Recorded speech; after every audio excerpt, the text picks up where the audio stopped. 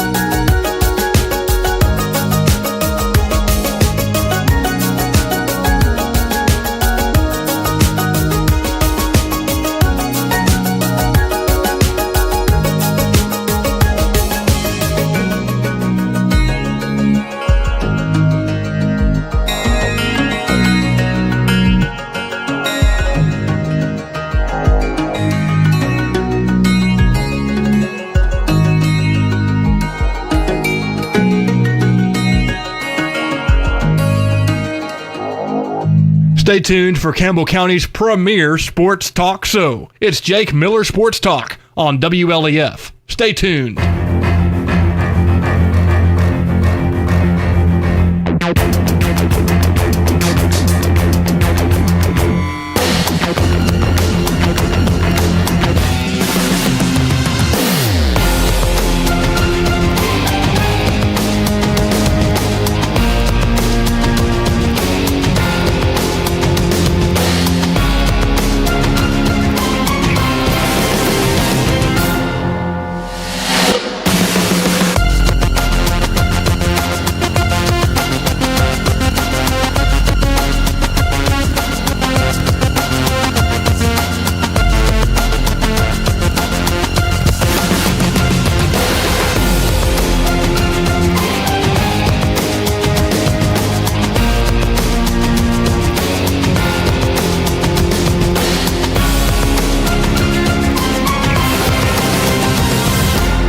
Stay tuned for Campbell County's premier sports talk show. It's Jake Miller Sports Talk on WLEF. Stay tuned.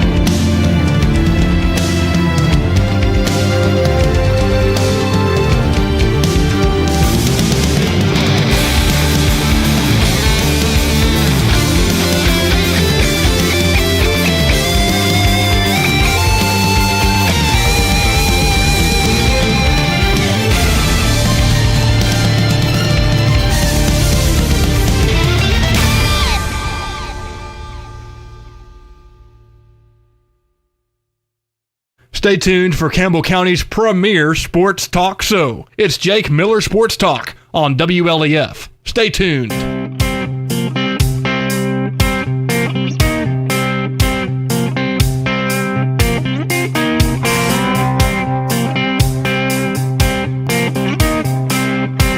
The views, opinions, positions, or strategies expressed on this program do not necessarily reflect those of the staff, management, or advertisers of WLAF.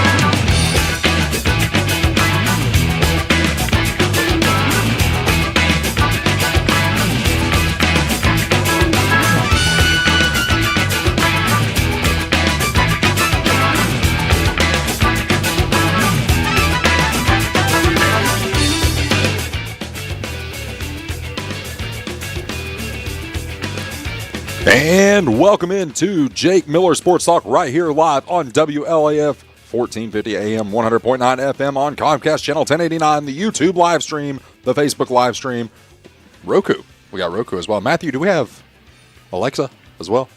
Yes. We have Alexa. Alexa is there. Jake Miller Sports Talk is presented by the Marlowe Agency with Shelter Insurance. Guys, if you need anything, whether it's your car, your life, your home, your boat, Daniel, you might need your boat insured.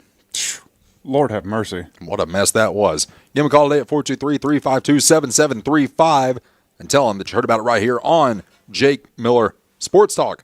Guys, one of the things that I wanted to mention right off the rip is we bring you this show every week and want to give you an honest and fair analysis of everything that we see going on in the sports world. Yes, we have our segment in the second hour where we try to be irreverent and funny and make everybody's life a little bit better, but there are major issues right now with the Tennessee football program. I just find it so hard to accept when you look at the fact that it was so just mediocre and bland for our defense all year. I texted you right after. And our defense kept us in the game. What was my 3 words? Or what was it?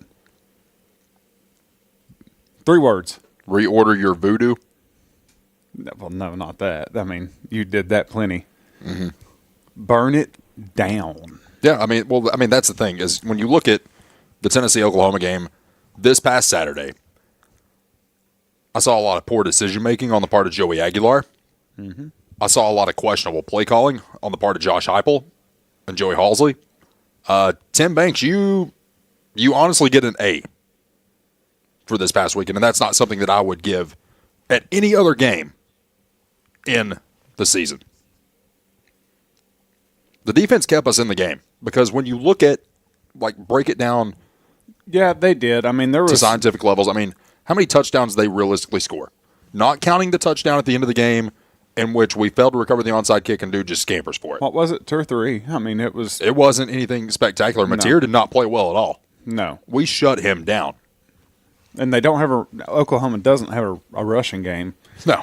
But, and I told you this Sunday afternoon when we talked, Tennessee needs to go pay Alex Golesh whatever he wants to come back and run the offense like what it was year 1 under Heupel. Yes. Heupel needs to give up being in the OC. I told you this, he is a great head coach. Mm-hmm. He is a phenomenal head coach. But when you are a head coach and an offensive coordinator in today's world of football, where you've got NIL that the head coach worries about, you've got everything going on, just be a head coach. And that's all you have to do. That should be his sole job. He's a great head coach. I don't think he's a great head coach and offensive coordinator. No. You go find Alex Golesh, you say, all right, here is X amount of money. Come be our offensive coordinator. Tennessee goes from bottom tier, okay football team, back up into top 5 contention, in my opinion. And as the college football playoff rankings were released, Tennessee coming out at number 25, the only 3-loss team in the top 25 for the college football playoff poll. Tennessee does not have a realistic shot at making the playoff. The world would have to fall apart in order for that to happen at this point. Matthew, could you do me a favor while we're sitting here? Could you look up the current salary for Alex Golesh for University of Southern Florida football? And we'll get you that number here in a second, and we'll we'll see what we feel like would be fair, if it's even feasible to get him back, because Joey Halsley, we can call this like it is, he just has the title. Yeah, he's not by any stretch the true offense coordinator. And one of the things that we saw earlier in the year, we started to open up the offense more. Mm-hmm. We weren't afraid to throw the ball downfield. Obviously, we had a lot of trust in Hendon Hooker, and we were able to execute in ways that we would have never thought possible just 2 years in. Now, fast forward to Joe Milton becoming your starting quarterback for the second time. You could not do that with Joe because they didn't have the confidence in Joe. They didn't have the trust in Joe they had in They Hendon. knew he could throw it 100 yards. Well, that's all we knew. I mean, the guy can sling an orange 110 yards, but the fact of the matter is he had the accuracy of me. Yeah. According to USA Today Sports, South Florida head coach Alex Skolas makes $2.5 million. Oh, Pay him $3 million and get him back. Pay him $3 million and get him back. Pay the buyout, buy him a house, buy him a Milwaukee Impact. We'll make it happen. Milwaukee heated jacket included. I'm not going to say who, but a former Tennessee assistant was actually in my store not too long ago, and I actually was able to hook him up. Oh, really? Oh, yeah. Awesome. Yeah, But- he's made $2.5 million for the past 3 years. So he's not even got like a ladder. Like it's just staying stagnant Yeah, at he's 2.5. stagnant at 2.5. Average $2.5 million, like right on the money. Well, then, we know what we need to do. Yeah. And another thing to talk about here is you look at Tim Banks. Before last week, people were saying fire Tim Banks. I'm one of them. I still say I'm one of them. I still say fire Tim Banks. Can you name me the first assistant coach or positions coach that Josh Heupel fired? No. You know why? Because he's never fired He's one. not. Yeah, I was about to say I don't think he's fired one. No. And one of the things it's going to take him getting rid of some of his buddies. I mean, that's just how it's going to have to be. I mean, you're right. You're right. I mean, I'm not a huge Tim Banks fan. I don't think many people are a Tim Banks fan. No. I mean, defensive backs, we've got some of the best in the league. But my question is where in the world is Gerard McCoy? He's turned into J.J. Peterson. He's just disappeared. Yeah, I mean, Like, there's no other way to put it. He's one of the guys, like, he's on the roster. We know he's on the roster. It's like we were told he would only be out a certain amount of time. It's like, what is going on where there? is he? Yeah, I mean, Like, is he holding out? Like, what are we doing? I don't know. But if he's in, I think we're more competitive, especially in like the Alabama game. 100%. I think we're more competitive. I mean, you've got. Well, I don't know. The defense that Tim Banks was calling that day was absolutely atrocious. That was rough. But still, though, I mean, Gerard McCoy, he is, as advertised, it's just what is going on with him. And then, of course, you had the rest of the madness going on in college football this weekend. Duke, of course, beating Clemson by 46-45. You also had SMU hosting Miami. And I was kind of in a little bit of a mental, like, just I don't know what to do here because, you read up on the U, the history of the U. A part of me likes Miami. I love SMU. Yeah. Any school that is willing to cheat so much and get caught so much and keep doing it, You got to respect it. and to have their program taken away, I've got to respect that. I mean, here's the thing. At least with SMU, they paid for players that could play. Yeah. Tennessee was handing guys hundreds of thousands of dollars in McDonald's bags, and they won 3 games. That's great. I mean, That's awesome. Matthew, I feel like that's a fair point. Would you not agree? If you buy players that can play and you win a lot, it's worth it, even if you get caught. I guess. I don't know. That's just like, take this for example. The Louisville basketball team had their championship in 2013 vacated. Why? Payments to players and other stuff that we're not going to mention on air because I don't even want to get into that because we'll have another situation like we had with the water cooler last week, which we don't want to go down again. Oh, by the way, we did smell the Victoria's Secret cologne that Matthew had.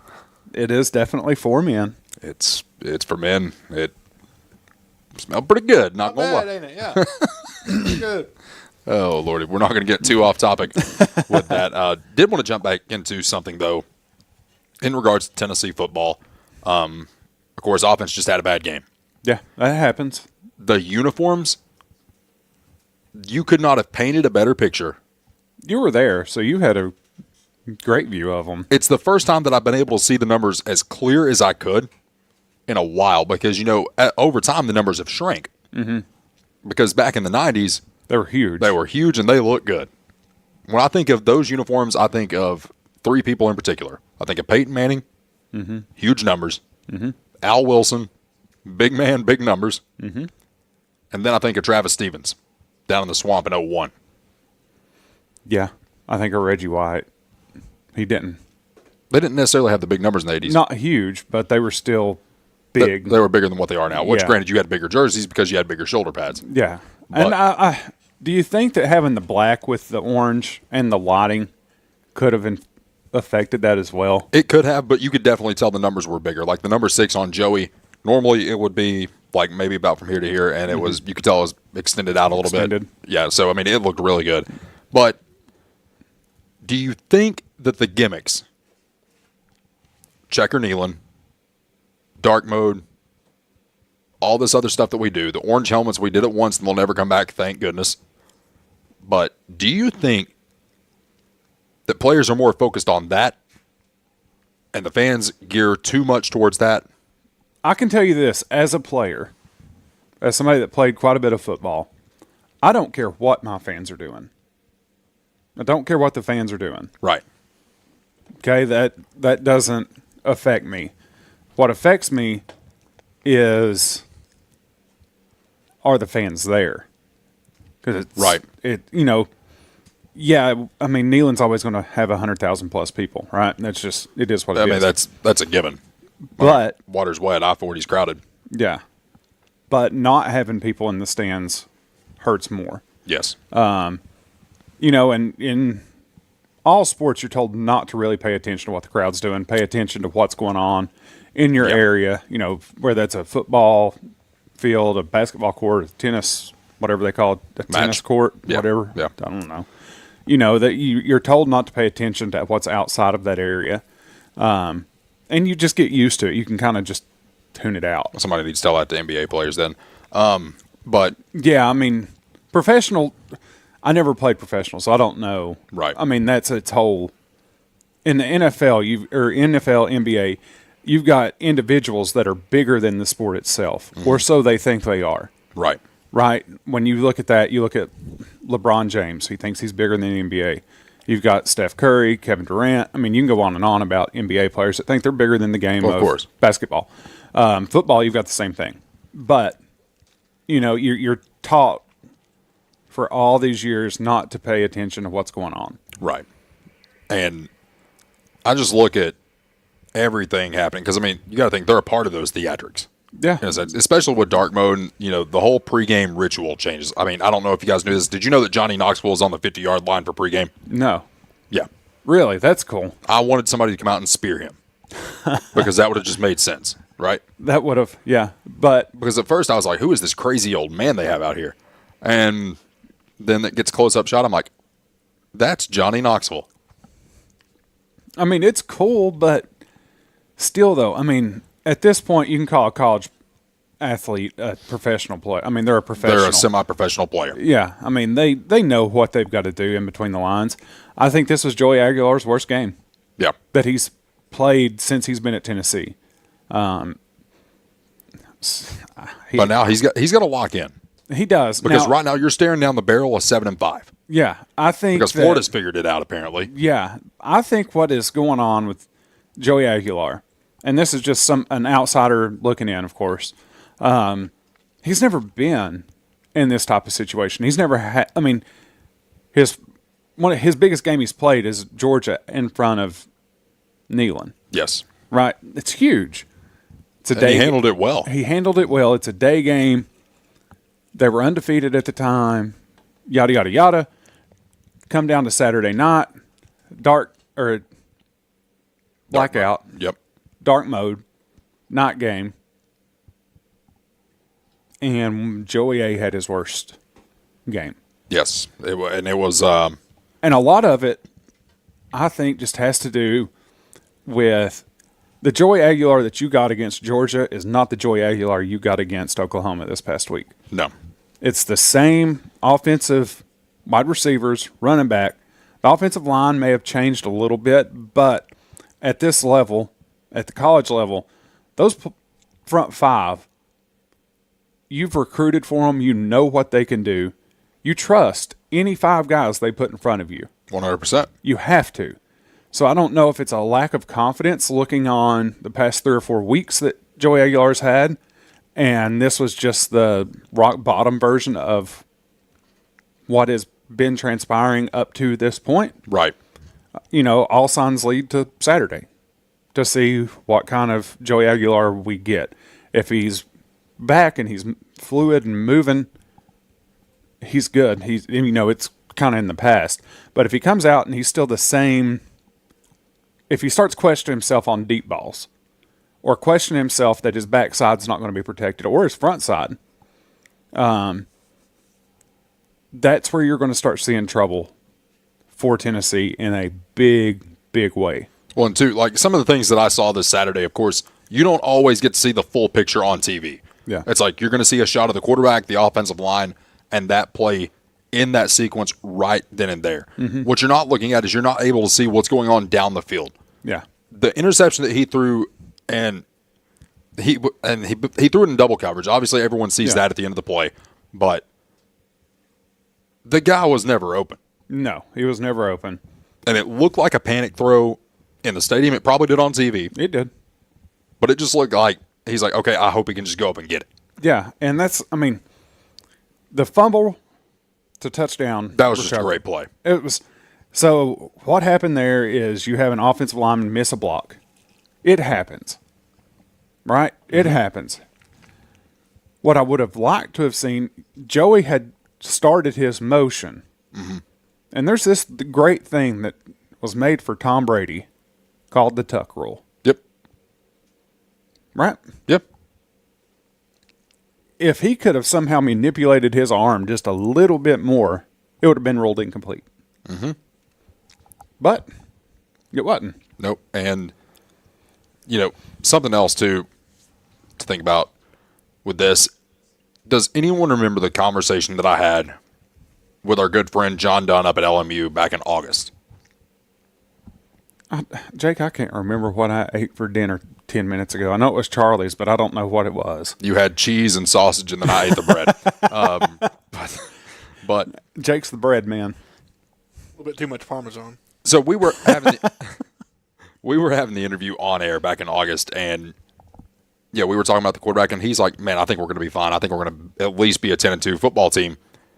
And then I talked to somebody else who's very close to the situation, and he flat out told me, he's like, if the team is ranked, if the team is any sort of competition at all, he's going to struggle. Mm-hmm. And that's... And after Georgia, you could have said, okay, well, that's dismissed. But, you look at every meaningful game that we have played since. And you can even go to Mississippi State, for example. Now, granted, a couple of those picks weren't his fault, but when you look at every meaningful game that we have played after that, what my source said is reigning true. And he said he feared a 7-5 season. See, it scares me.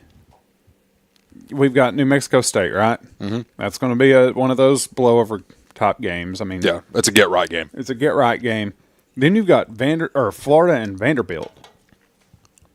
And Florida, as bad as you hate to hear this, Florida against Georgia Saturday looked like a completely different team. Night and day. And it was decided by one play. And I thought Florida was going to win the game. I think the pass was complete. Have you seen?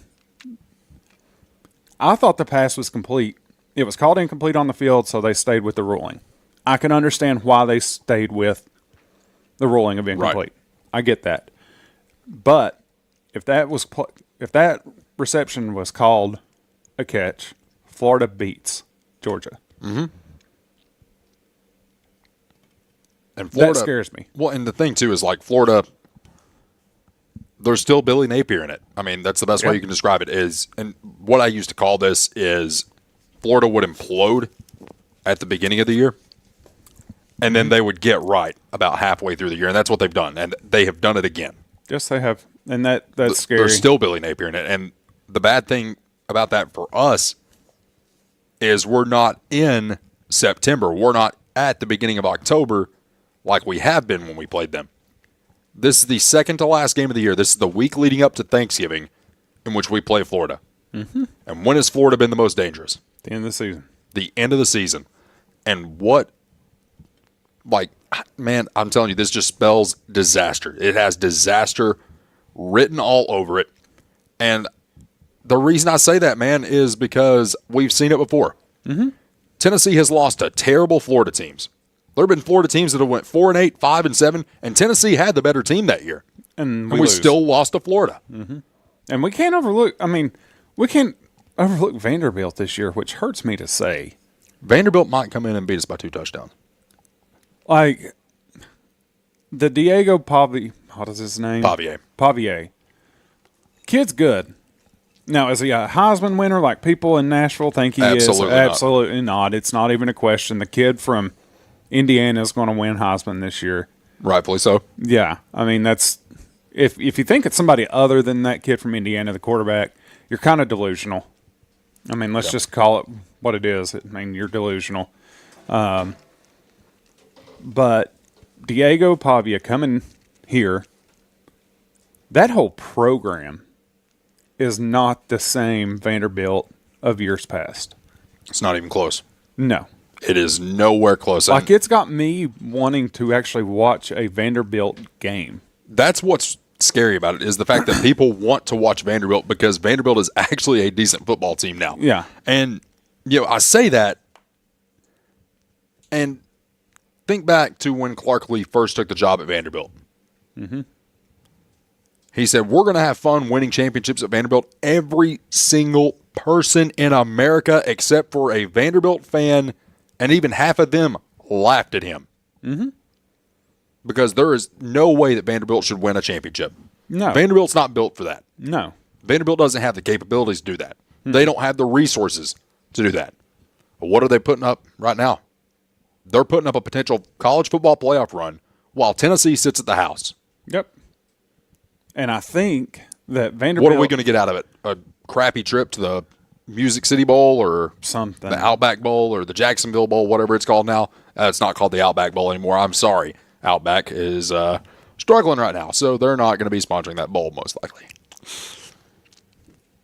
Sad. We'll call it the Texas Roadhouse Bowl and hope for the best. No, because I tried to call them about 2 years ago to check on an order, and it played the jingle for 20 minutes straight. I couldn't get it out of my head. No. Good grief. If they had a Texas Roadhouse Bowl, you would almost have to have Texas Roadhouse in the concessions. And, you could buy bread. And oh, no, you could fill the trophy up with the rolls. Oh, there's so many things they could do with it. Listen, you don't want Tennessee to be in anything where something can be thrown. Okay? Why? Mustard. Let's not dwell on that. Mustard. Listen, if I'm at a football game and somebody throws a Texas Roadhouse roll at me, I'm going to grab it and eat it. I'm going to be the happiest man there. I'm going to feel like I've just won the Super Bowl because I got... But it's got to have the cinnamon butter. Oh, man. Yeah. You got to have it. Got to have it. Well, think about this. Tennessee is probably going to end up in whatever the Tampa Bowl is now, the Jacksonville Bowl, which it's still the Gator Bowl. We still call it the Gator Bowl, thank God. Music City Bowl might be an option. Anything related to the Cotton Bowl, the Peach Bowl. The Peach Bowl used to be a terrible bowl game that you didn't want to go to. Now it's an elite bowl game. Yeah, it's an elite bowl game. All of the good bowl games, pretty much out of the question at this point. And I don't want to go to the Belk Bowl. No. I don't want that associated with Tennessee. No. Because there are trophies that Tennessee brings back and puts on display. Mm-hmm. That's one you just don't want to be like, hey, we won the Belk Bowl. Or what is it? It's the Duke's Mayo Bowl now, isn't it? I guess. That's almost a sin to have in Knoxville. At least have a JFG Bowl. The bad thing is, if it's a Duke's Mayo trophy and it's just a big jar of mayonnaise, Josh Heupel's going to be looking back at himself. Good grief. And we've lost Matthew. There it is. There it is. When we return, we're going to touch a little bit on Campbell County football and how the season ended and give you a perspective that you probably would not expect, giving the negativity that has been around this program all season long. And we see it everywhere. I mean, we're not going to, call out people by name per se, but there might be some comments made about some people that have made very terrible comments about the football team. And we're going to bring that up here in the next segment. Stay with us. Jake Miller Sports Talk continues right here on WLAF. The staff at LUB, La Follette Utilities Board, is there for you. You may be needing new service at your future home. LUB crews bring the experience, know-how, and equipment to put you in service. And when troubles arise, LUB crews are there, no matter the hour or the day, to restore your service. Connect to LUB.org or call 423-562-3316 for assistance on new service, existing service, or to report an outage. Count on LUB to be there. Right here is where it all started. Right here on this corner. This was the first building for People's Bank of the South. This is where the ideas, tradition, way of doing business, and the mission of taking care of its customers evolved. Then it was on to the new bank with Campbell County's first, a drive-up window. From 1917 to today, People's Bank of the South is here for you. People's Bank of the South is in the heart of La Follette, between La Follette and Jacksboro, near the mall and at North Clinton exit 122. We invite you to come see us at People's Bank of the South, member FDIC, equal housing lender. Since 1917, People's Bank of the South has been providing banking services to our friends and neighbors in Campbell and surrounding counties. Along with traditional services, we offer the latest technology as well, including contactless debit cards, mobile banking, remote deposit, mobile wallets, and more. All this, and we are still here to answer the phone when you call. Stop by and see us today. People's Bank has 3 convenient locations. Our main office is in the heart of La Follette, a second location in Jacksboro near the mall, and our Clinton branch is just off I-75 at exit 122. Member FDIC, equal housing lender. BP is here for you. Rice Oil features BP at Big O's Valley and at Cumberland Crossing BP. BP provides the energy that keeps Campbell County and America moving. Amoco is here for you. Amoco brings you the quality fuel that Americans have been trusting for more than 100 years. Find Amoco at West End Amoco. Save 15 cents a gallon on BP and Amoco every time you use your BP card. Apply today. BP, Amoco, from Rice Oil, La Follette. This is TCAT Jacksboro President Dr. Debbie Petrie. Our new campus is being constructed, and this is Building A on the right as you enter campus. It'll house administration, student services, classrooms, plus a large meeting room. Building B is at the back of the campus. It is a football field and a half in length, housing welding, power sports, and more. Most of the current TCAT building's original structures will be demolished to make room for the new parking lot. We have a bright future at TCAT. Get your game plan together and know where to go before an emergency arises. When life trips you up, La Follette Medical Center's FAST ER stands ready to address your healthcare needs. From treating broken bones to caring for life-threatening conditions, the emergency room at Tenova Healthcare's La Follette Medical Center is the ultimate team player. Learn more at TenovaLaFollette.com.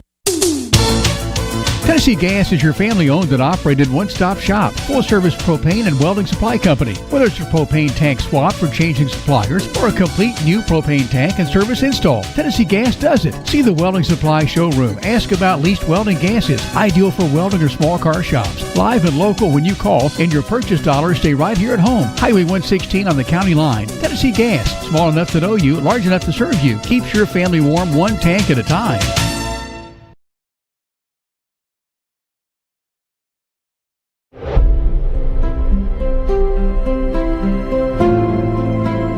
At Alco Builders and Realty, we have agents that know the area, that are experts in the local market. It's very important in real estate to have someone on your team that understands the market. Give us a call. We'd love to hear from you.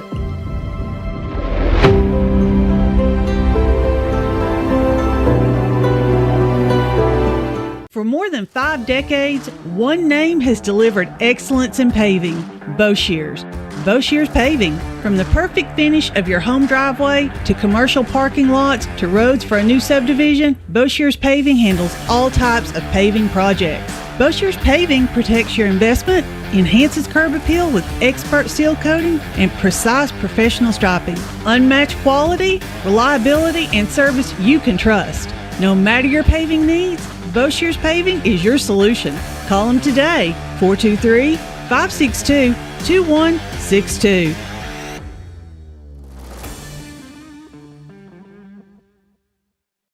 Hi, this is Kim from Bird Screen Printing. You need custom shirts, signs, or banners? Whether it's for school, business, or special event, we've got you covered. We're local, friendly, and ready to help turn your dreams into reality. Fast, reliable service from folks you know and trust. Come see us at Bird Screen Printing. Let's get your next project started. Hey, this is Larry Burge. Stop by and see us today in downtown La Follette at 225 East Central Avenue or call 423-562-3044. 562-3044. Go Cougars! Whether you're a contractor or you're just handling a project around the house or farm, CNO Metal Sales has the best prices in the tri-state. Metal roofing custom cuts as well as delivery are available from CNO Metal. Be sure and ask us about our lifetime warranty on metal. Matt Klein can handle your big or small jobs from one piece of metal to 100. Select from 22 colors. CNO Metal Sales is right behind O'Reilly's Auto Parts in Middlesboro. Just take a left at the first stoplight and CNL is on the right. See or call Matt at 606-248-5744. This is Matthew Klein, former Cougar number 42. Come see me at CNL Metal. Since 1963, CNC Concrete has been serving Campbell County and surrounding areas with the best there is in concrete. The best in rock, the best in rebar, the best in sand, the best in pretty much anything pertaining to concrete. That's CNC Concrete. Bobby Crass is his family's second generation of owning and operating CNC. As Bobby says, we hold your dreams, the concrete to your dream home. CNC Concrete, open Monday through Friday, 7 a.m. until the job gets done.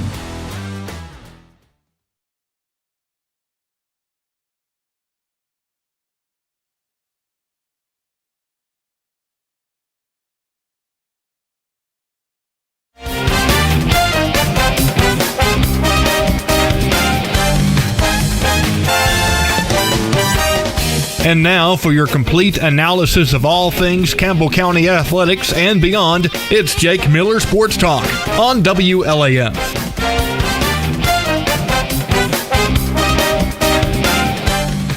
Back here on the show, Jake Miller Sports Talk, WLAF. Guys, be sure to give Blue Detailing on Facebook a follow. Give them a call today. Schedule your detail. They do a lot of work, Daniel, and like we talked about last week, a lot of people like that shiny new interior. Some people just want it clean, and they're able to do that. They're able to just get it clean for you. Yeah. If you want to. They do a great job. Check them out on Facebook, Blue Detailing, and they'll do right by you. Give a shout out to Charlie's Pizza. Absolutely. While we're talking about it, Charlie's been with us for probably a couple months now. Yep, I'm full. Yeah. So. 2 words you'll never hear out of a Florida fan. Listen, here. I'm going to set the scene, okay? I don't want to eat much bread. I don't. I want just cheese. We're still in hour number 1. I just want cheese and some sausage. That's all I want. So, and this is, I do this pretty often. I take the stuff off of the bread, right? Like somebody that wants a low carb. But it's the way you did it, though. Like Jim Freeman is standing right behind you, and you're just like, sorry, I'm about to do this. And it wasn't a peaceful just peeling of the cheese. It was a... Yeah, I mean... God's fork right there. You just... Exactly. And so I go to throw away the bread. Jake goes, what are you going to do with that bread? I don't know. Well, put it in here. I'll eat it. So Jake eats just bread with sauce on it. It had sauce on it. So for people that say Charlie's Pizza does not taste like anything... I have seen people say that Charlie's tastes like cardboard. Really? Yes. There is your... Jake just eats the dough and sauce and is completely happy. I was happy. I mean... He's so happy he's ate 6 pieces. 4. Plus the 2 pieces of bread. But no, Charlie's been with us. They're awesome. We'll be at Charlie's next week. So if anybody wants to come, and we'll be there. We'll be there. 6 to 8. Come by, say hey. Maybe get you on the air, right? We might be able to do that. We may. It By depends. the way, I took the jacket off because of the comment you made. I mean, it does. Like that jacket, I love it. It keeps me warm. It adds 50 pounds to you. No, as soon really as we does. went off air for commercial break, I told Jake, I was like, dude, you look like you weigh 300 pounds. And immediately the jacket just comes unzipped. Well, But- it doesn't help that it's camo either. So it's like, well, Matthew was afraid to blend in with the green screen. Thank goodness it didn't. But we are rocking and rolling. Poor Matthew. I feel so bad for you, man. You have to put up with a lot. It's just another Thursday.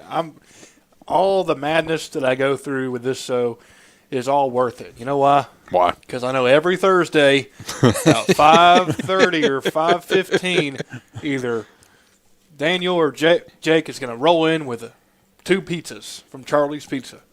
That's what I'm looking forward to. It's not you two that I look forward to. Oh, thanks. It's that Charlie's Pizza that comes through the door every Thursday. That's why I do this. See, I think Jim Freeman might have just held on just a little bit longer than usual tonight because he knew that there was Charlie's coming in. Oh, yeah. Oh, yeah. Jim, if you're watching, I know that's why you hung around. So Absolutely. But, guys, I did want to touch on Campbell County football before we get too far into the show. Of course, Campbell County finishes the year 0-10. It's the first 0-10 season they have had since 1998. And we can call this like it is. None of the games this year were close. We all know that. Did players improve over the course of the year? Absolutely. Mm-hmm. Would it do any good to try to make a coaching change? Absolutely not. No. And here's the thing. It's like, well, Coach Omi went 0-10. I could go 0-10. Okay, yeah, I could go 0-10. You could go 0-10. Matthew could go 0-10. But here's the thing, is when you have a purged and depleted roster, there's nothing you can do. No, there's nothing. And, Jake, it's like I told you when we were talking on the phone this week. The worst thing that could have happened to Campbell County football was Anderson County winning the region on Friday. Was Anderson County showing they could beat Alcoa. Mm-hmm. I'm not going to harp on it. I'm not going to sit here and dwell on it too much. I'll let our viewers do with that what they want to with that little bit of information. But it did not help Campbell County or potential players to go to Campbell County when they see Anderson County beat Alcoa. No, that didn't help at all. And, for reference, Alcoa 9-0 going into this game. Had won their previous 22 games. Mm-hmm. Their current record, 1-game losing streak. Yep. To a place that's 15 minutes down the road. Yeah, you hit the nail on the head with it. That was the worst thing that could have happened. But, I wanted to touch, too, on, some of the things that we saw throughout the year. And we've hit on it a little bit at certain points throughout different shows about, comments that would be made about the team and whatnot, whether it be directed at the coaches or the players or not, or just speaking in general. Well, guess what? Even if you're just speaking in general, guess what? You're going after the kids because the kids are associated with that team. That's where I have a problem. Yeah, I mean, the kids put forth the effort, right? Just because a team goes 0-10, on paper, it looks bad. Mm-hmm. It does. I'm not going to sugarcoat it. 0-10 looks horrible. It does not look good. Mm-hmm.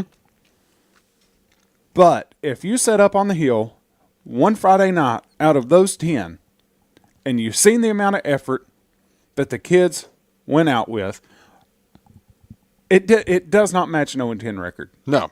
I mean, now the difference in what I'm trying to get to is there's a lot of talent on Campbell County. Mm-hmm.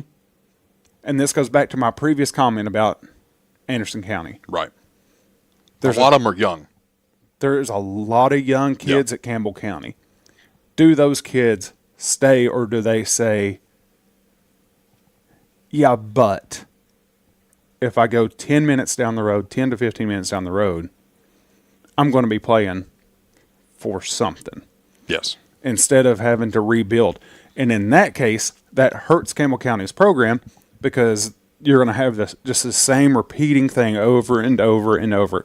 You're going to have a freshman, a sophomore come into Campbell County. They may not have a good season.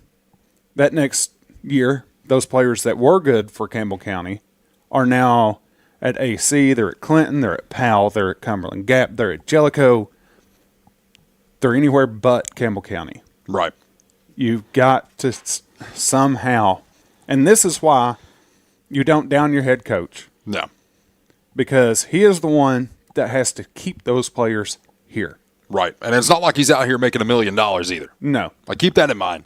It's like everyone, I don't know what they think, but it's like everyone immediately wants to go to that.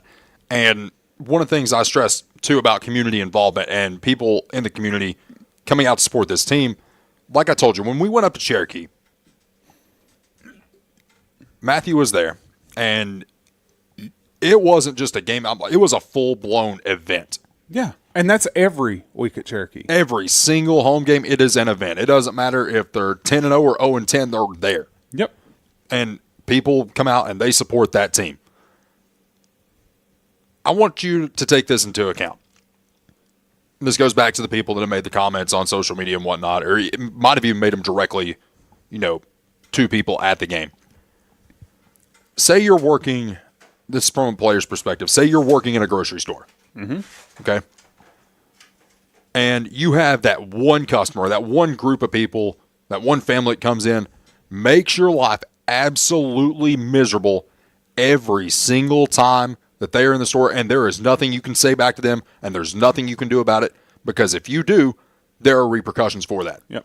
But you love the people you work with, and you love your bosses, and it's a good, environment to be in, even though the outside noise is just absolutely toxic. Some of the people making those comments are that just ignorant, rude person at the grocery store that's just making the employees' lives miserable because they feel like they can. Yeah. And some people may feel that way towards me, bringing up Anderson County and the way that things are open right now. I mean, you're right here and you're covering Campbell County now. I'm covering Campbell County. I bring up Anderson County just as an example. Right. That it's not a small, it's not a hidden fact, right? Right. I mean, it's public knowledge. It's public knowledge. I mean, that happens all across the United States. You got a winning football team. Players want to go to play where they can win. That's what every single person that plays any sport wants to do. You're not playing for second place. You're not playing for third place. You're playing to win. Yeah. In the words of the great Ricky Bobby, if you ain't first, you're last. You're last. And that's just the way it is. 100%. And, it just really bothered me on Friday to look up in the stands at our side, and then you look over to the visitor side, William Blount. William Blount travels. William Blount might have brought more people to that game than what we did. Mm-hmm. And I know it was Halloween. I know you had everything going on. But guess what? I had stuff going on too. What did I do? I waited until after my job was done, and then I went. Mm-hmm. I did not, but I have a kid. That's different. Yeah, I have an 8-year-old. Or 7-year-old. I have to do stuff. But it's amazing just the difference. Friday night I'm switching between WLAF and I'm switching between Anderson County. Just watching. Both play Friday night, 7 o'clock. Mm-hmm. Halloween night. Anderson County, stadium's packed. There's not a seat to be found. Mm-hmm. There are people standing. All along the fence. All along the fence. Both directions. Why can't the community of Campbell County come together the same way Anderson County does? I get that Anderson County was playing Alcoa. It's big, right? It's huge. But it's any Friday at Anderson County. When I played at Anderson County, it was like that. Every Friday night, I knew those stands were full. Right. And we weren't, my group at Anderson County, we were 6-4, 7-3. We weren't, Anderson County a couple years ago when they had an undefeated season and won the state championship. Right. But we still knew that the faithful were there. Mm-hmm. It seems like Campbell County's faithful few that have been there, they've kind of just went, what's the point? Mm-hmm. I mean, that's just like, Lexi had come up for a game when we played Halls. And there's a set of parking spots along the fence there that are reserved for season ticket holders. Mm-hmm. And after the game, we're walking back to her car. And she's like, nobody was parked in these spots, but they wouldn't let me park there. She showed up after kickoff. I'm like, those are the season ticket holders' parking spots. And Yeah. she's like, where were they at? And I'm like, they weren't here. They weren't here. So how is a team supposed to have fight? How is a team supposed to have pride in what they do when their own community isn't supporting them the way they should? And it's, folks, it's trickle down. I mean, that's what it's trickle down. It is any time WAF or competitors or somebody makes a post about Campbell County High School football, there are going to be 10 to 15 comments of just grown men saying... And we're not talking like grown men like our age. Like, I'm 30, you're 34. Yeah. We're talking people in their 40s and 50s. There are going to be 60s. There's grown men that will get on and say, well, they're just awful. We need to fire the coach. We need to do this. We need to do that. Okay. Why don't you go do it and see what you can do better?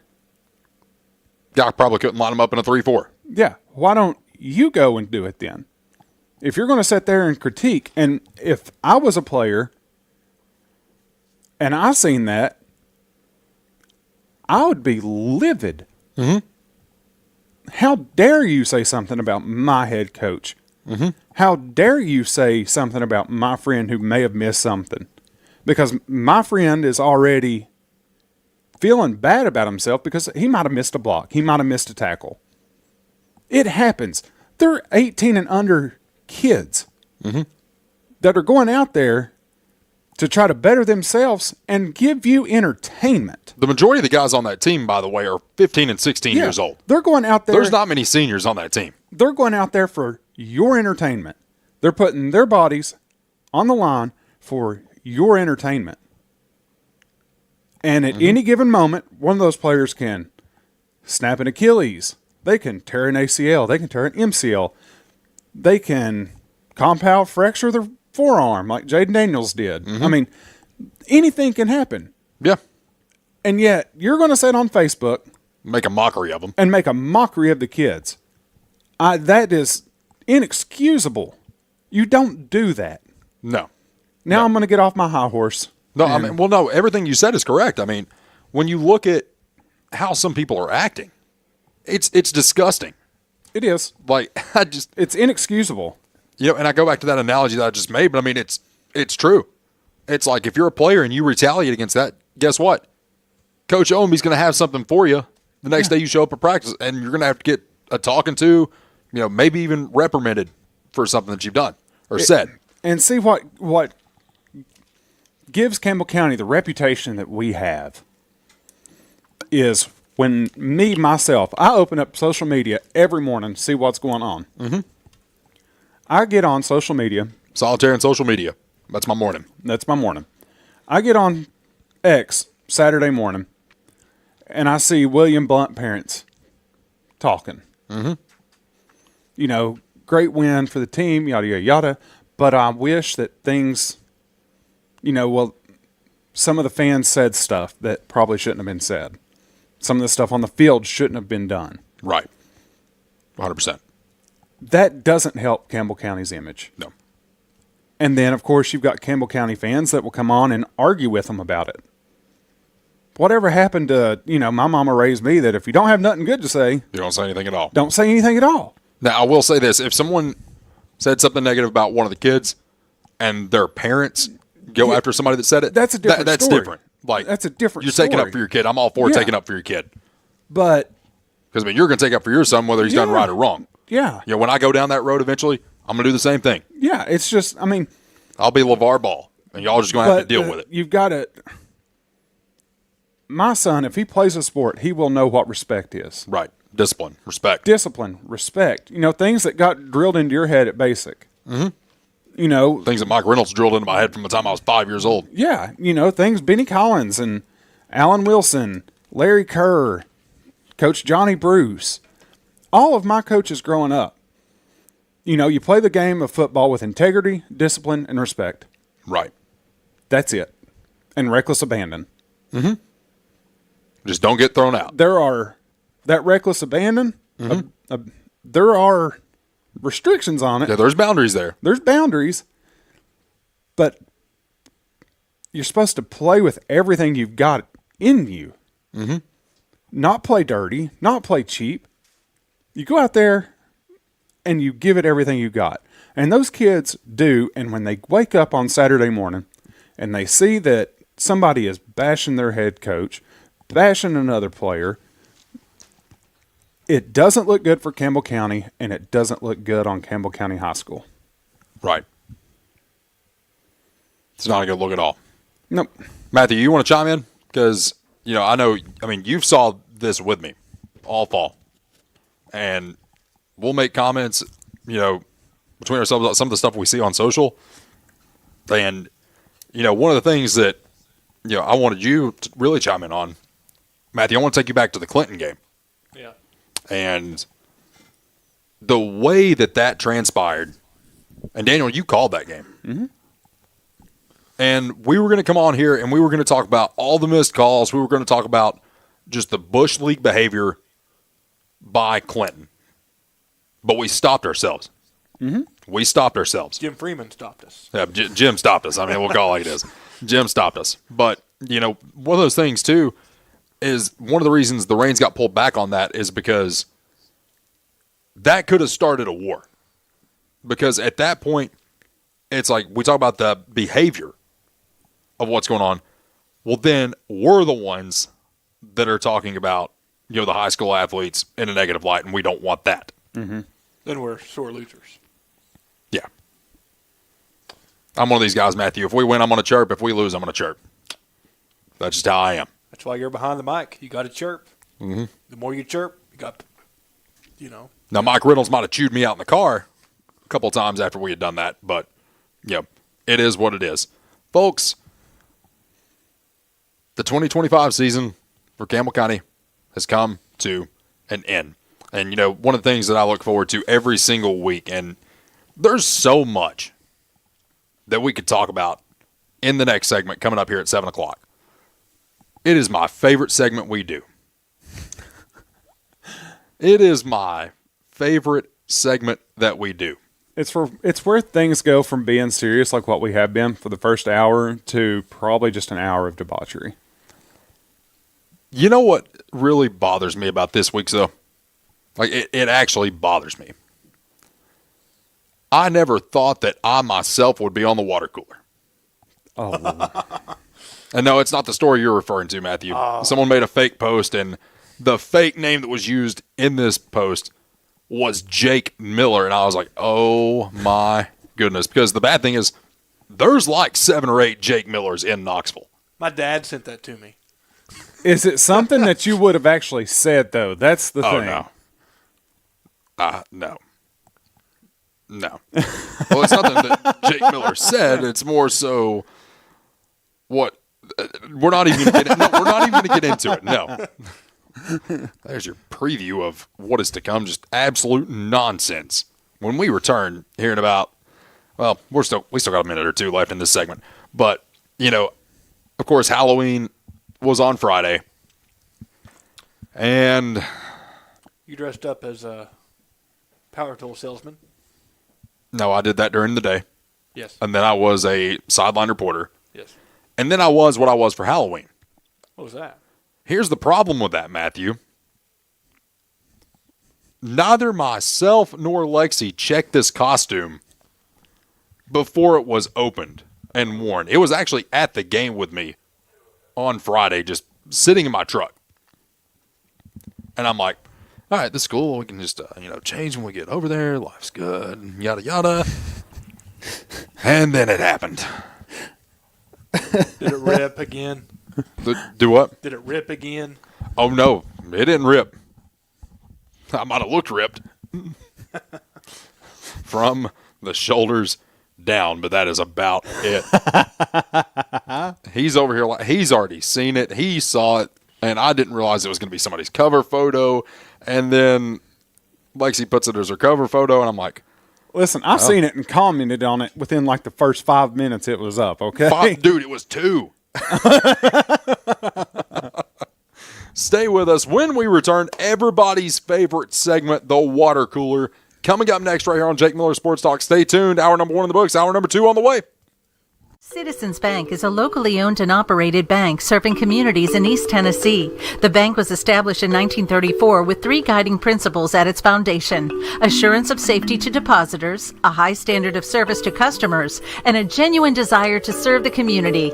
These principles are the core factor in the success that has lasted over 85 years and grown Citizens Bank to the renowned financial institution it is today. To learn more about Citizens Bank, visit citizensbank24.com. Quality and Clayton go hand in hand. That's quality constructed homes from Clayton Homes. The staff at Clayton Homes, located right here at home in Campbell County at Jacksboro, is ready to help you through all the steps of home ownership, from selecting the home that's just right for you to putting the keys in your hand. Since 1956, Clayton Homes has been making dreams come true. See the home folks about your new dream home from Clayton Homes, 110 North Street near Jacksboro Middle School. Call or just come on by.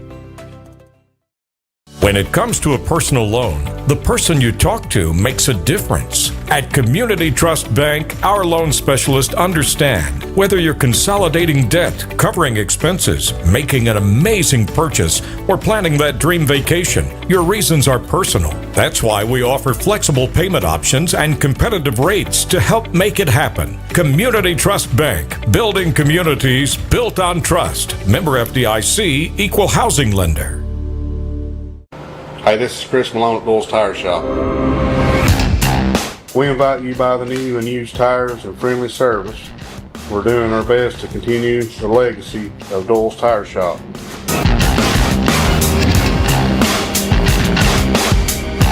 Come see us on the 4-lane next to Eagle Tire Pro, right between La Follette and Jacksboro. Doyle's Tire Shop. The tradition continues.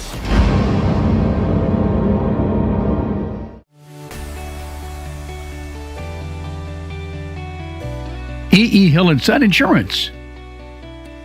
You know, the insurance agency started out as Hill Insurance, and it was started by my grandfather in 1925. Celebrating 100 years in 2025. I went into the insurance business with my dad and my Uncle David in 74 after I got out of UT. Then I bought the agency from my dad in 77. It started as father and son. Most people think that E.E. Hill & Son is my dad and me, and it's not. It was my granddad and my dad.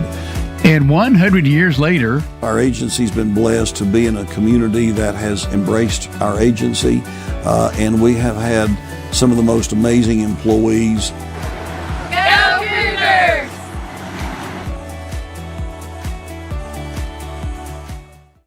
When you think loans, think green and look for us under the big green sign, First National Bank on the 4-lane La Follette. Our hometown staff welcomes you by today. See Brian. Ask for Carrie. Look for Beth behind the counter. Or see Taylor at the drive-thru. First National Bank Oneida. Member FDIC. Equal housing lender. Your family, your future, your bank. First National Bank. Cougar fans, get your First National Bank Orange and Blue Cougar debit card.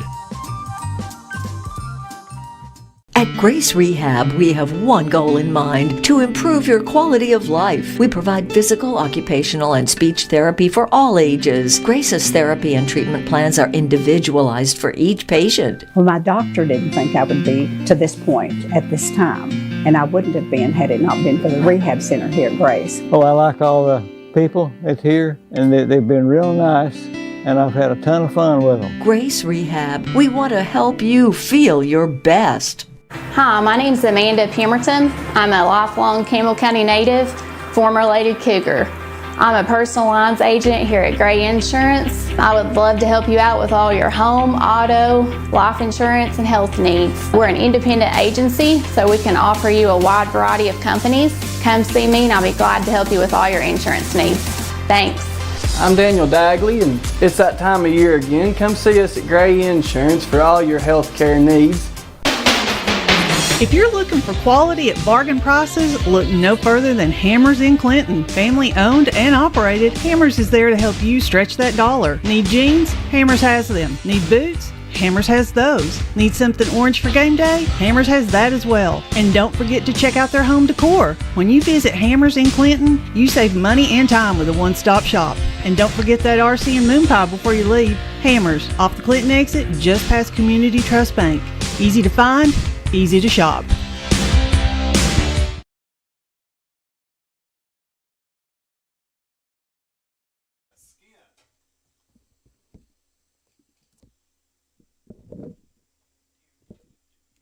Hammers in Clinton, family owned and operated. No further there to help you stretch that dollar. Need jeans? Hammers has.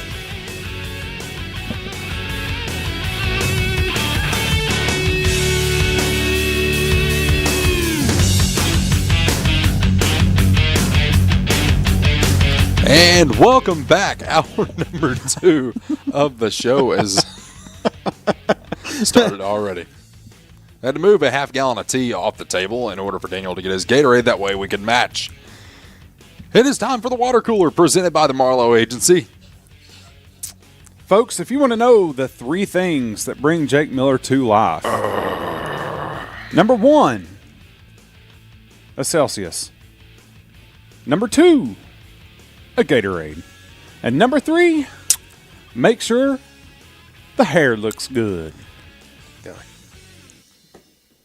Gotta fix it there. There we go. All right. Top 3 things in Jake's world besides Lexi. Lexi is number 1. Mm-hmm. There you go. I saved face a little bit. Lexi number 1. Missy Turner number 2. Bless her heart. And then the Celsius. Their phone lines were down today. The hospitals? Yeah, it was not good. Well, Katie loved it then because that's why Katie got off at 12:30 today. Yeah, that's probably exactly why she got off at 12:30 today. That's why Katie got off at 12:30 today.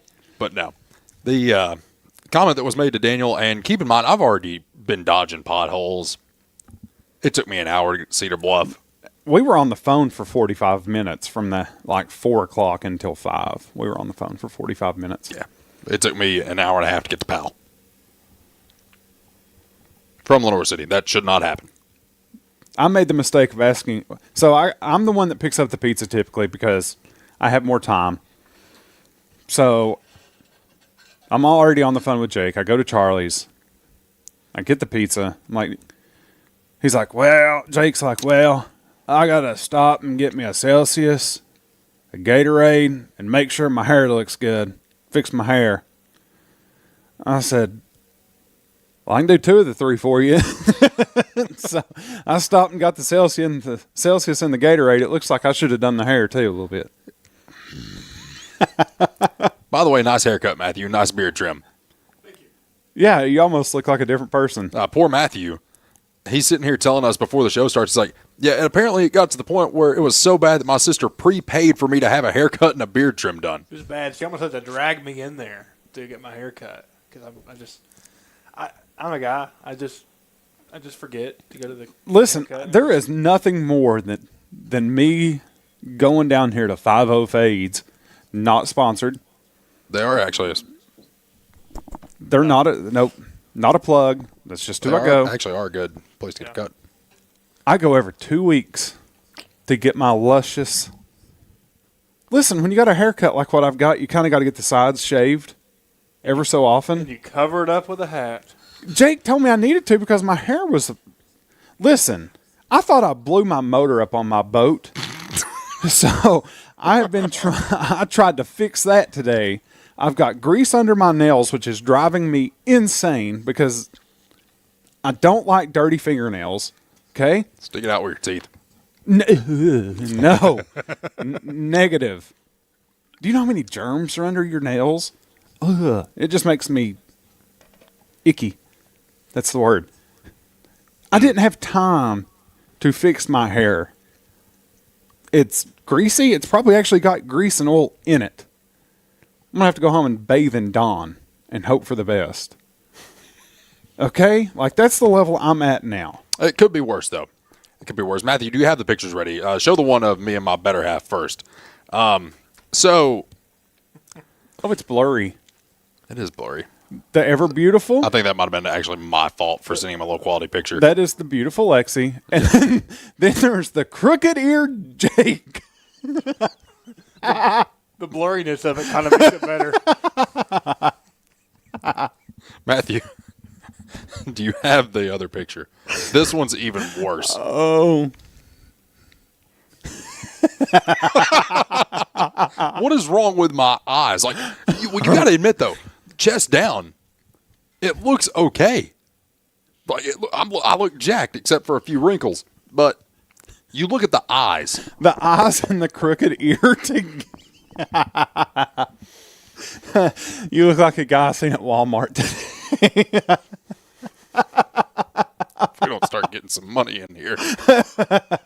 If you all don't donate to Jake Miller, get Jake off of I-40 Fund, I'm going to be ringing a bell at Walmart come Christmas time for donations to the show. I can't wait for Lexi to chime in because you know she's going to at some point. This is so. She's when we busy do right our now. when we do our promo on the website for the show, that's the photo. Can we I'm gonna get me use. off the screen? Oh, I love it. That's the photo I'm going to use for the promo next week. I mean, we already did the one today of beardless Jake. I'm glad you have no promo material from me. The worst you can do to me is take a picture or get a picture of when I was 450 pounds.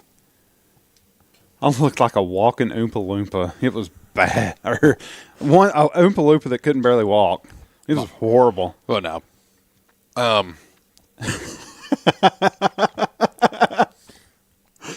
I'm never buying a costume off of Amazon again. Ever. You looked like a Tamu Batman. Tamu Batman. Wish.com, baby. It was just not good. Like, nothing about, like, I put the bodysuit on. I'm like, all right, I'm jacked. I put the headgear on, and Lexi just starts dying laughing. Oh, I can imagine. And I was like, what? She's like, you look so hot. I'm like, thanks. I'm like, why are you laughing? And by the way, we talk all the time about, like, oh, it's ridiculous that, women have to go to the bathroom in pairs. No. But the fit that I had trying to get that thing off when I had to go to the bathroom, I get it. I get it now.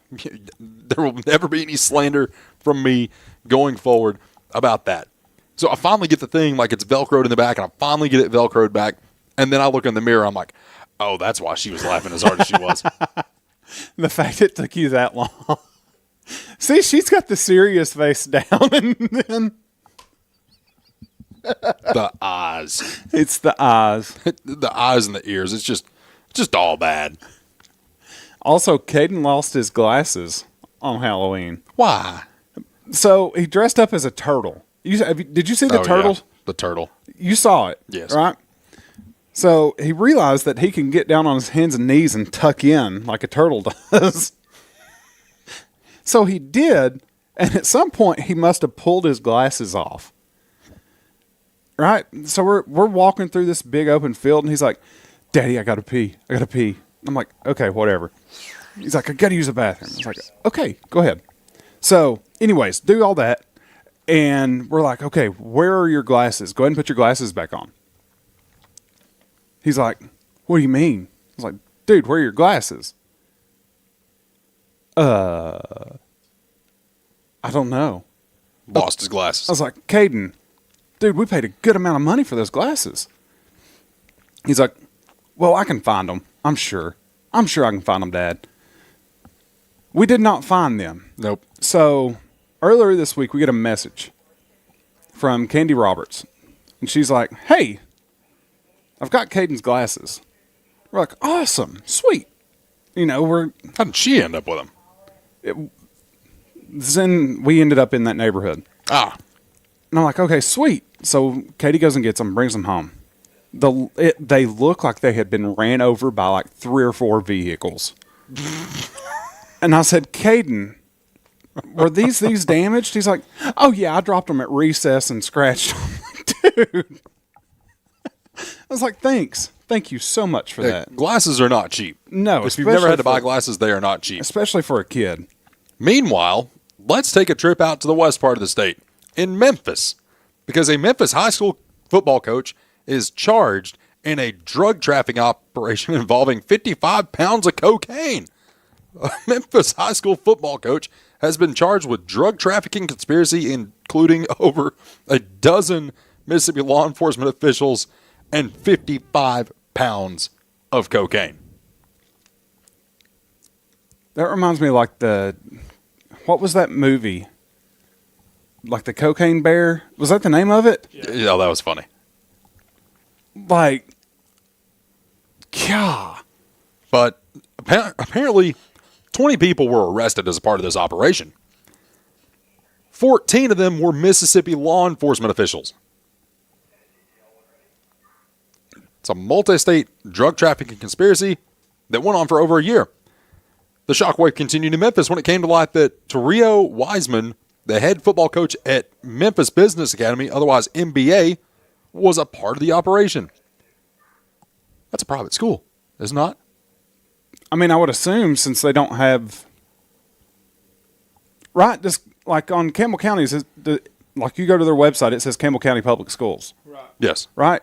So, I know Anderson County is the same way. Clinton is their thing. Mm-hmm.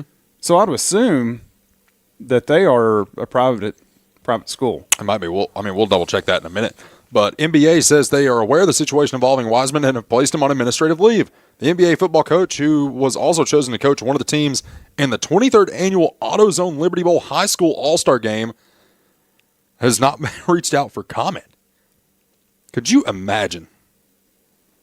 I can imagine Larry Kerr right now with 55 pounds of cocaine. The dude back then, holy cow. The dude was already jacked up to Jesus on a Friday night. He did not. Oh, my word. Could you imagine that coach getting onto you? No. You know what tipped off law enforcement officers in this? What? The fact that multiple people had made comments about him taking bribes to be one of the people that transports it. Listen, people, if you just don't say nothing, you don't get caught. Or just don't do it to begin with. Yep. I mean, could you imagine? Obviously, and you have to be a well-respected enough coach to be able to coach in one of those all-star games, because that's what that is. It's an all-star game. You have to be a very well-respected man, very well-respected coach. Most of the time, they're voted on. Yes. Yeah, could you imagine being one of the coaches that was like, yeah, he's the one we need. And then you wake up today and find this. You wake up and it's like, he was the wrong choice. Guys, don't do drugs. No, don't. That's just terrible. You know, we think Campbell County's in a rough spot. I mean, I was about to say, like, we didn't really have a whole lot to really, be like, that was awesome this year. At least we don't have that. So, what you're saying is, Campbell County, we're not the best, but at least we don't have 55 pounds of cocaine. Is that what you're saying? Yes. We're not the A-tier Fair location, but we don't sell coke. That's a lot of cocaine. That is... Why? I just want to know why. Because it's Memphis. I don't know. It's like, like I said, at least we don't have stuff like that going on here. There's the new tagline for the show. Jake Miller Sports Talk, where we don't do cocaine. That we know about. Buddy, there ain't nothing like that going on around my show. Oh, Lord have mercy. I mean, we can call that like none of that goes on here. No. Thank goodness. No. Thank goodness. I don't think you have to say that. No. No. It's like if I seem amped up, it's all because of this. That's why I'm amped up. If I'm amped up, it's because, I don't know. I've got 2 hours without a kid or 3 dogs that are like, hey, daddy, hey, daddy, hey, daddy, let's do this. Let's do this. Also, for our viewers last week, and the one in particular that told my son, that he spelled daddy wrong, that was mean, okay? Who said that? I'll have to tell you. I know he spelled his D's backwards. It's okay. Is it somebody that I know? Probably not. Is it someone that comments on the show regularly? Sometimes. Yeah. I'm afraid of who it is. I was going to make a comment. But he tried. It was all in good fun. It better be in good fun. It better be in good fun. No, Caden, God love him. He's watched if there is 10,000 views on our show from last week, I can guarantee you at least 1,000 of them are from Caden rewatching when we're talking about his drawing and talking about him on air. His head was so big after that. You have no clue. Oh, no. My favorite from last week, I've watched this dozens of times when we start talking about deodorant and how it has to be aluminum deodorant. Yeah, and Matthew's Victoria's Secret. That was probably my favorite segment of radio that we have done. I was out in public today. I was at a ribbon cutting today, and someone we know that works in the media was like, so that they listened to the show last week, and they said, "How's that Victoria's Secret cologne?" I have a good idea of who it is. I know exactly who it is. I think I have a very good idea who it is. Oh my word! But no, that was probably the most entertaining radio that I've ever done. I'm just glad that my Halloween kerfluffle didn't do any worse than what it did. There it is again. See, I'm glad I don't get invited to parties like that anymore. See, and you think of real Batman. I've never seen any of the Batman movies. What? I'm not a big movie guy. I've never seen any Superman movies except for the first Spider-Man. Well, Supermans are horrible. They've not made a good Superman movie in forever. But you ain't seen... Oh, man. The Christian Bale Batman movies, those three are... Never seen them. Cinema masterpieces. Never seen them. Me neither. You're outnumbered here. I am so let down by both of you all. You know what I watched growing up? Michael Jordan's Playground, Michael Jordan, His Airness, The Greatest Plays featuring John Ward and Larry Legend, Blue Chips and The Sandlot, and The Water Boy. Jake, I have a VHS I need to show you sometime. I have it with me. I'll show it to you during the break. But it's I saw it. I got it at the thrift store the other day.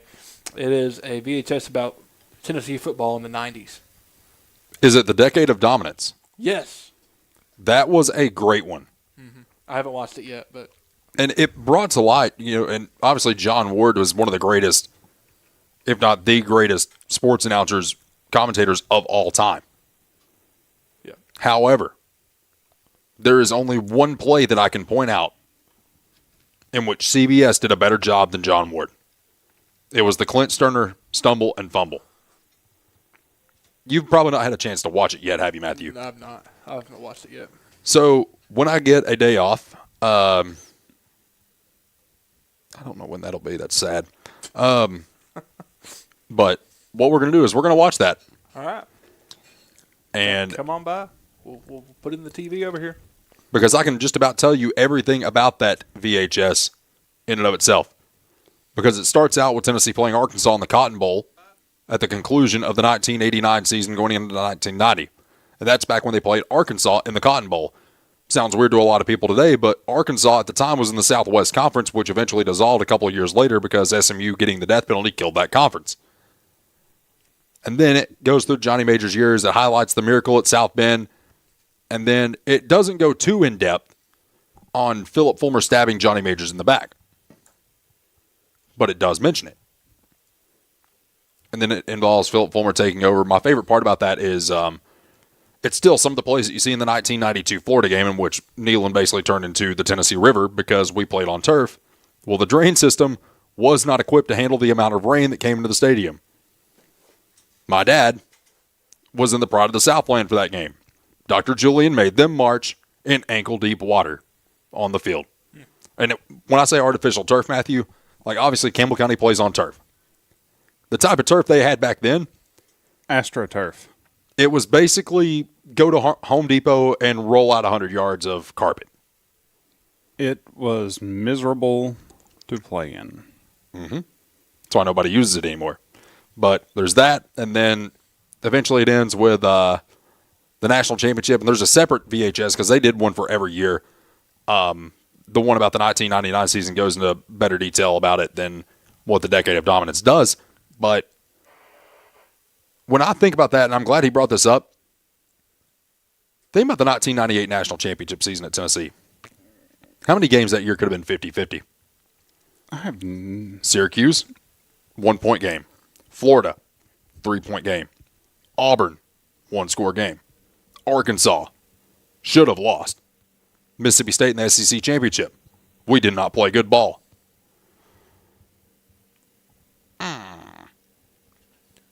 We were the luckiest team in college football. There's actually a conspiracy theory behind that year, as a matter of fact. I don't know if you've ever seen it, Daniel. I've seen a lot of stuff. There's a flash. I'm looking at something else for the water cooler. Oh, no. We'll get to that in a second. But there was a... if we can find the video, I want to go into great detail about it because it's actually... It's interesting because there is a flash in every play, like every monumental play in 1998, because the number 2 spot in the polls changed every week. That's crazy. And it happened on the stumble and fumble.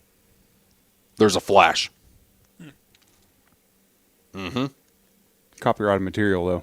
Copyrighted material. And it's weird to think about that Tennessee could have very well played Florida again in the national championship game that year. That's how crazy that year was. That would have been insane. 1998 and 2007 still the craziest football seasons of all time. But Daniel, you have an update. Yeah. In the case of the stolen jewelry. Yeah. So at the time, this is per ABC. So at the time of the brazen heist of $102 million in jewels from the Louvre, I think that's how you say it? Louvre. Louvre. I don't know. Isn't it French?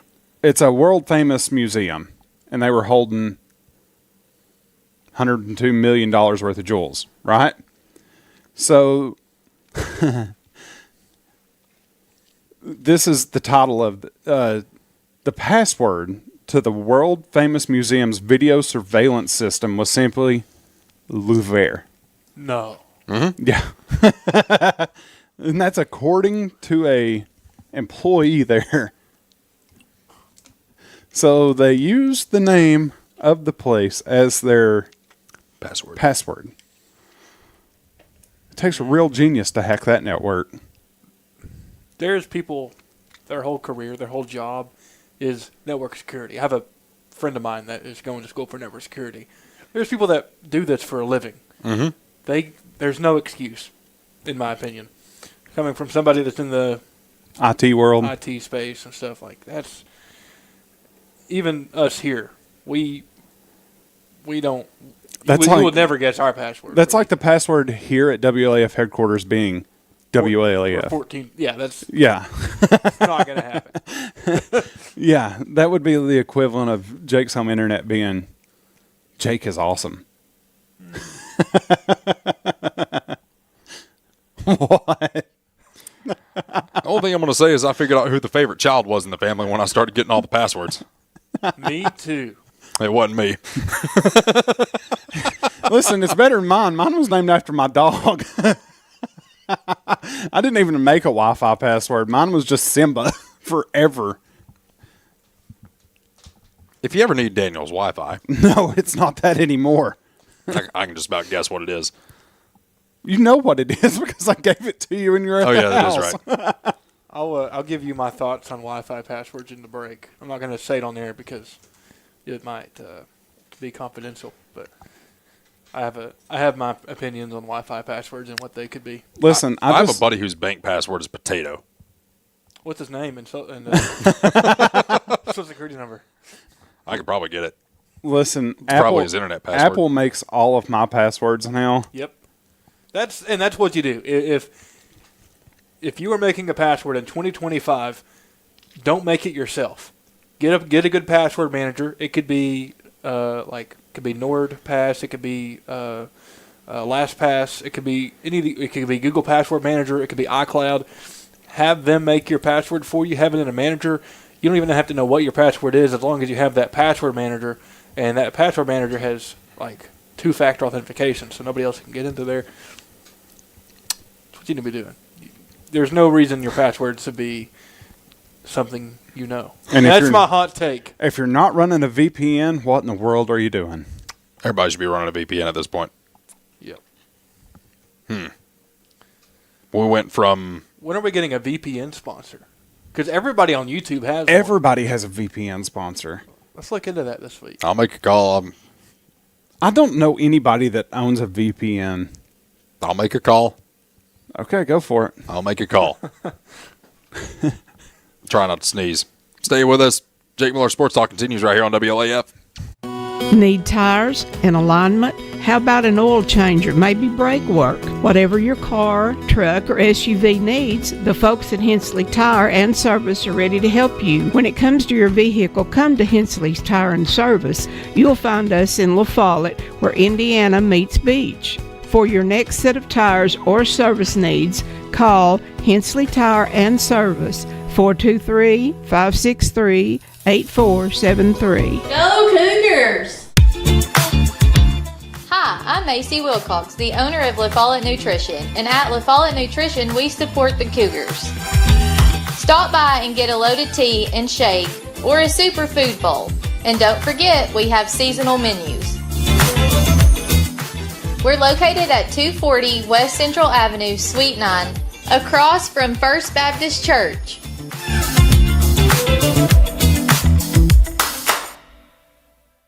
I'm Bailey Ball. Come see my dad, Billy, at La Follette Mine Supply. Hey, he's my dad too. Come see our dad for septic tanks, PVC pipe, septic chambers, and rebar. Be sure and ask about our low prices on Tractor Ag Fluid, Def Fluid, and Rotella T4 motor oil. What's that? No kids zone? You can read? The staff at LUB, La Follette Utilities Board, is there for you. You may be needing new service at your future home. LUB crews bring the experience, know-how, and equipment to put you in service. And when troubles arise, LUB crews are there, no matter the hour or the day, to restore your service. Connect to LUB.org or call 423-562-3316 for assistance on new service, existing service, or to report an outage. Count on LUB to be there. Right here is where it all started. Right here on this corner. This was the first building for People's Bank of the South. This is where the ideas, tradition, way of doing business, and the mission of taking care of its customers evolved. Then it was on to the new bank with Campbell County's first, a drive-up window. From 1917 to today, People's Bank of the South is here for you. People's Bank of the South is in the heart of La Follette, between La Follette and Jacksboro, near the mall and at North Clinton exit 122. We invite you to come see us at People's Bank of the South, member FDIC, equal housing lender. Since 1917, People's Bank of the South has been providing banking services to our friends and neighbors in Campbell and surrounding counties. Along with traditional services, we offer the latest technology as well, including contactless debit cards, mobile banking, remote deposit, mobile wallets, and more. All this, and we are still here to answer the phone when you call. Stop by and see us today. People's Bank has 3 convenient locations. Our main office is in the heart of La Follette, a second location in Jacksboro near the mall, and our Clinton branch is just off I-75 at exit 122. Member FDIC, equal housing lender. BP is here for you. Rice Oil features BP at Big O's Valley and at Cumberland Crossing BP. BP provides the energy that keeps Campbell County and America moving. Amoco is here for you. Amoco brings you the quality fuel that Americans have been trusting for more than 100 years. Find Amoco at West End Amoco.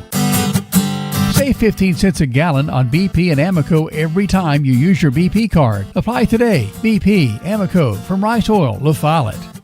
This is TCAT Jacksboro President Dr. Debbie Petrie. Our new campus is being constructed, and this is Building A on the right as you enter campus. It'll house administration, student services, classrooms, plus a large meeting room. Building B is at the back of the campus. It is a football field and a half in length, housing welding, power sports, and more. Most of the current TCAP building's original structures will be demolished to make room for the new parking lot. We have a bright future at TCAP. Get your game plan together and know where to go before an emergency arises. When life trips you up, La Follette Medical Center's FAST ER stands ready to address your healthcare needs. From treating broken bones to caring for life-threatening conditions, the emergency room at Tenova Healthcare's La Follette Medical Center is the ultimate team player. Learn more at TenovaLaFollette.com. Tennessee Gas is your family-owned and operated one-stop shop, full-service propane and welding supply company. Whether it's a propane tank swap for changing suppliers or a complete new propane tank and service install, Tennessee Gas does it. See the welding supply showroom. Ask about leased welding gases, ideal for welding or small car shops. Live and local when you call, and your purchase dollars stay right here at home. Highway 116 on the county line. Tennessee Gas, small enough to know you, large enough to serve you. Keeps your family warm one tank at a time.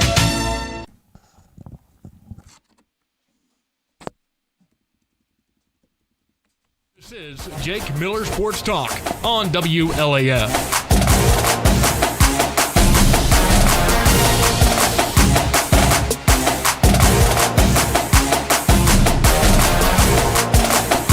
That is by far and large my favorite bumper that we have. Mom chimes in. She's like, it's pronounced Louvre with a long O. Also, your name was too short to make any passwords with. Thanks, Mom. That's awesome. What? That your mom texted you and was like, how we needed to say it, because we're sitting here like, Louvre. Louvre. No, it's just Louvre. Where's this place even at? Not here. It's on top of Caravel Mountain. No, I think it's in like England or France or somewhere. I was going to say, that sounds French. Yeah. Over there where they sip tea and eat bread. Yeah. Paris, France. That's par for the course. Yep. That would be something French. Bread. But to have the Wi-Fi or the password as the actual place. That's just stupid. That is just stupid. But moving along, no more talk about French museums. Or Halloween. Or rubies, whatever they stole. It just says Jules. There was again. There was Batman. There was Timu Batman again. Anyway, moving on to basketball, Tennessee defeats Mercer by a score of, I think it was 78 to 63, I do believe. It was a 15-point win for the Vols. And a lot of people started overreacting that because going into that game, Tennessee was a 28.5-point favorite. But here's the thing. You can't take away much from the first game of the year, especially in college basketball. I mean, you had Florida going up against Arizona, in which Florida was favored by 3.5. Florida ends up losing the game to Arizona. Which made me so happy. I love it when Florida loses at anything. I kind of lost a lot of respect for Arizona after we played them twice, though. Like, that's one of those programs like, okay, well, this is a good basketball school. It's like, I'll turn on and watch Arizona, whenever. But, not a big Arizona fan anymore. I'm not a big Duke fan. Sorry, George. I did like Cooper Flagg.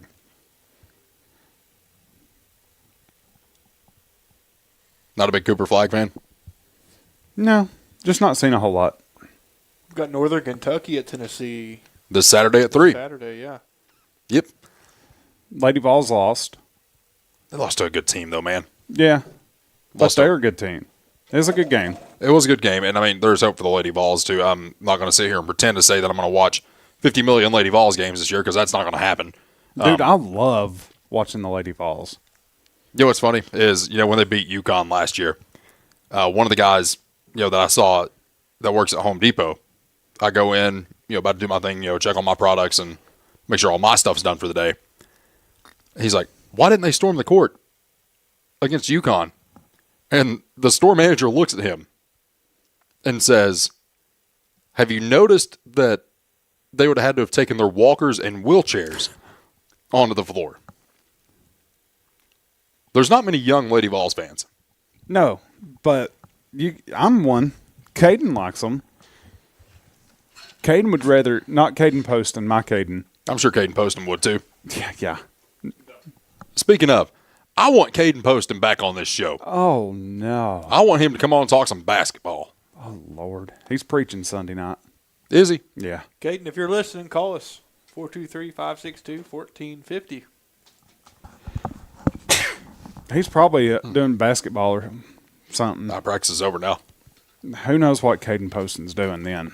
But, looking at, what's to come in college basketball this year, we'll call it like it is. College basketball is now just a upper scale AAU ball. With how many transfers happen, it's hard to keep up with who's gone where. And the fact of the matter is you have to just see what team you can put together that year. You can't build a program in college basketball anymore. Mm-mm. It's who can build the best team year in and year out.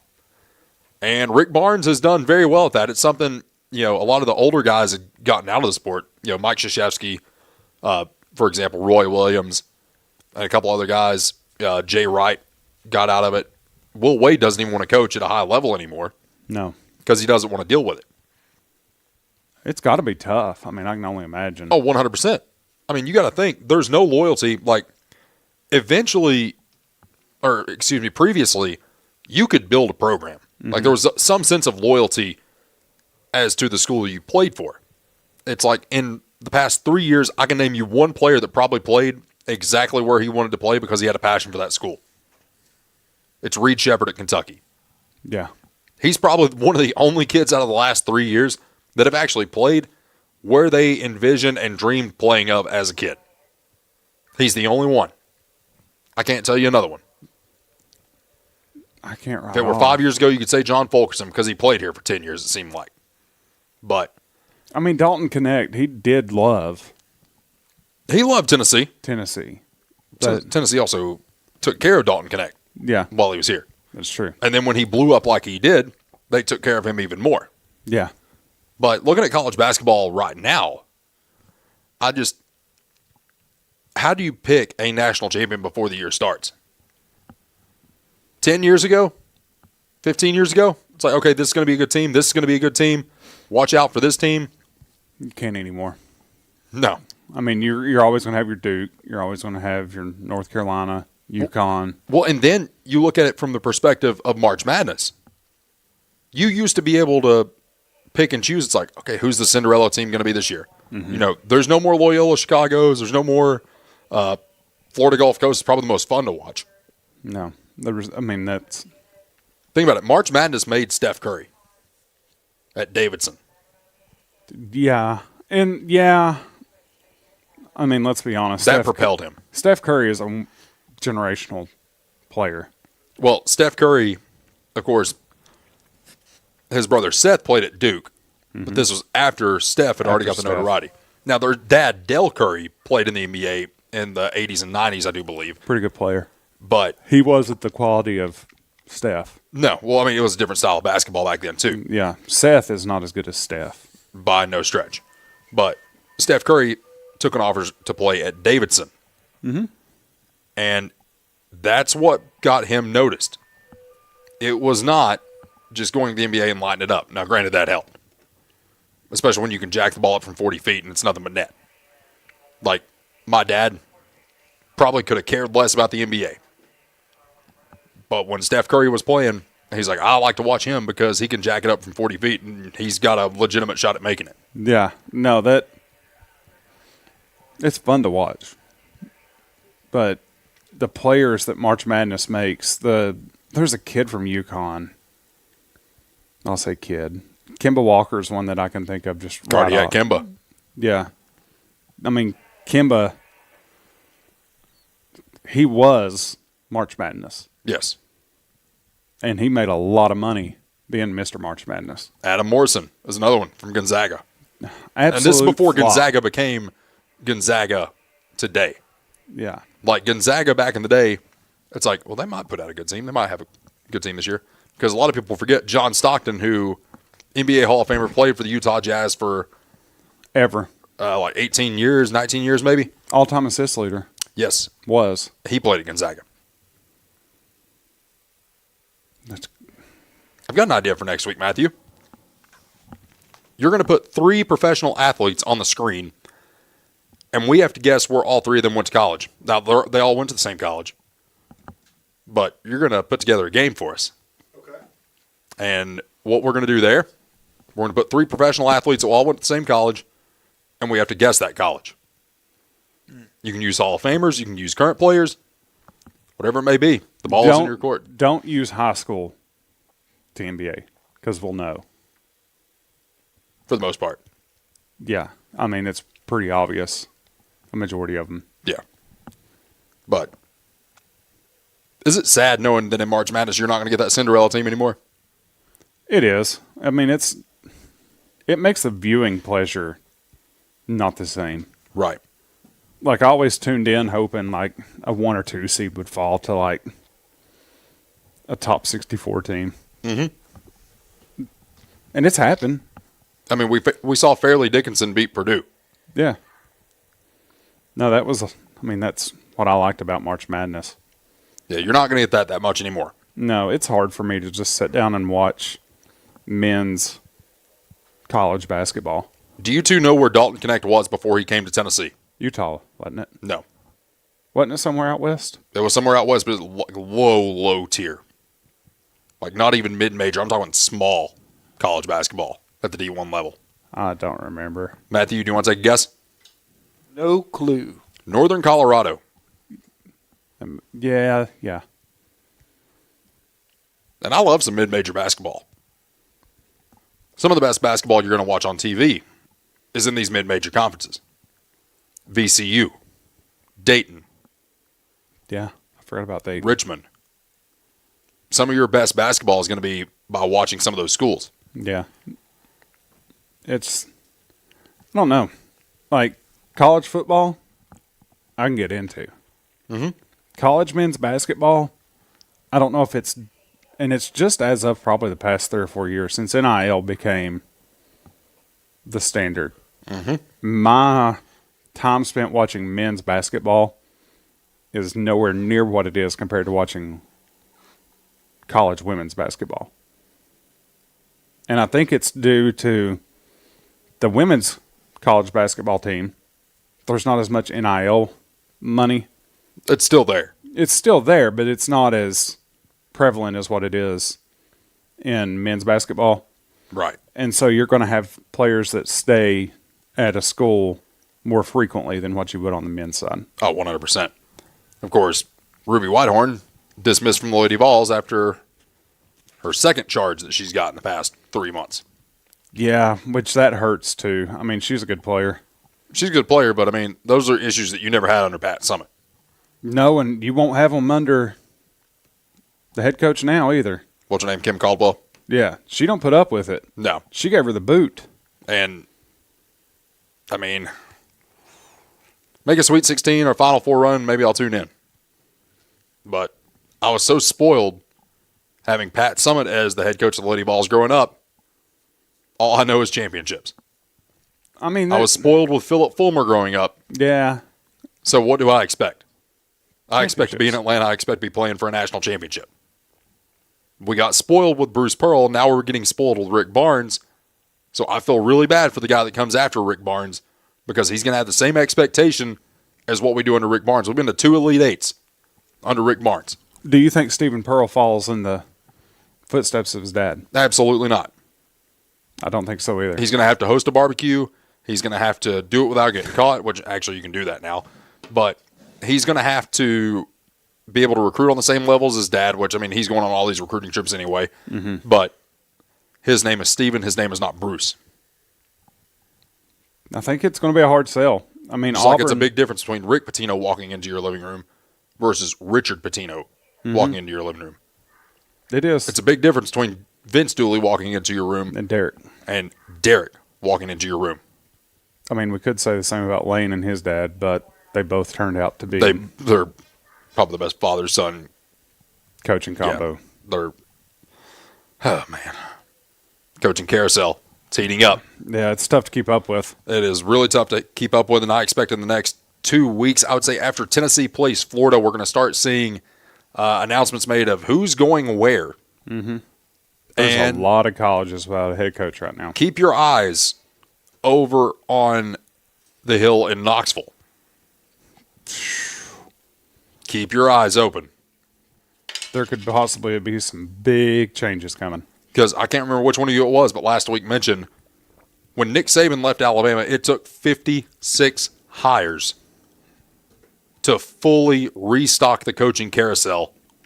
After that, were 56 positions moved.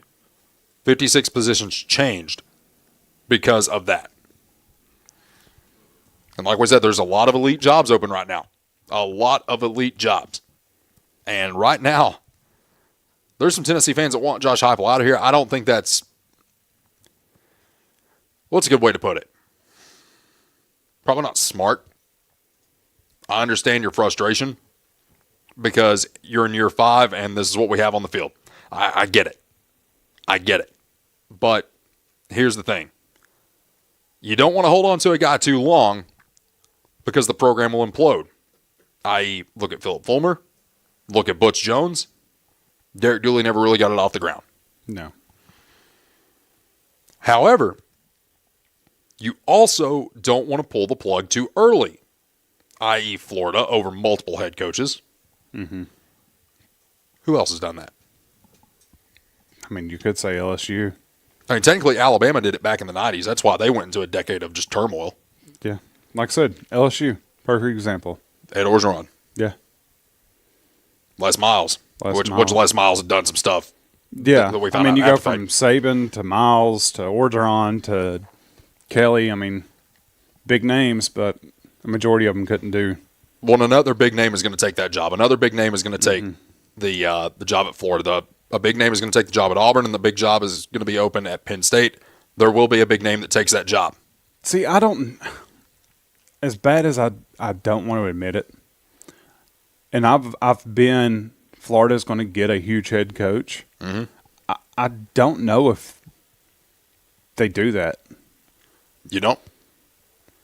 After this past week, with the interim head coach they've got, that dude he's been with the program for like 20 years. And he clearly showed that he can motivate the Florida players. Motivate them well enough to almost win at the world's largest outdoor cocktail party. Yeah. Oh, I'm sorry. We can't call it that anymore. Boo-hoo. I'm being serious a heart attack. I don't know. You think that's a possibility? It's a way bigger possibility this week than what it was last week. Because last week we were saying it's going to be a big name. I still think the big names are there. But if I'm Florida and I'm looking at NIL money, head coach money, all the other monies that are there, versus a guy that's been there 20 years, dedicated to the program, loves the program, wants the best for the program, and I can get him at half the cost of, let's say, Lane Kiffin. What has Lane Kiffin won? Nothing. Lane Kiffin would crawl on glass to get back to Knoxville, though. Yeah, but what has Lane Kiffin won? Nothing. A lot of notoriety, a lot of popularity. I love Lane Kiffin. You see what I'm saying, though? Mm-hmm. Why not pay a quarter to half of what you would pay a Lane Kiffin or somebody like that and spend that money more, get better OC, DC, something like that. If it works, it works. If not, somebody's getting fired.